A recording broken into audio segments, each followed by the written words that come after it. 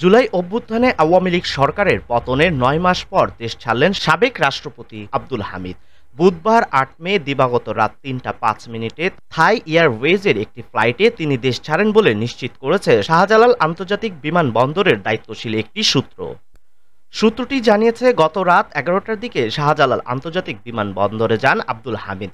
সেখানে যাওয়ার পর ইমিগ্রেশনে প্রয়োজনীয় যাচাই বাছাই শেষে দেশ ছাড়ার সবুজ সংকেত পান তিনি। পরে রাত ৩টা ৫ মিনিটে থাই এয়ারওয়েজের টিজি ৩৪০ নম্বর ফ্লাইটে ব্যাংককের উদ্দেশ্যে ঢাকা ছাড়েন আব্দুল হামিদ।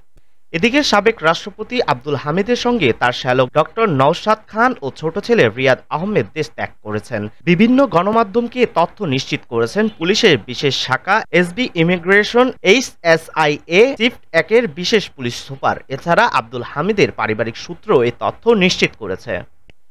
HSIA শিফট ১-এর বিশেষ পুলিশ সুপার আরও জানান, সাবেক রাষ্ট্রপতি আব্দুল হামিদ চিকিৎসার উদ্দেশ্যে ব্যাংককে গিয়েছেন। আমরা তার ভিসা ও কাগজপত্র যাচাই বাছাই করেছি।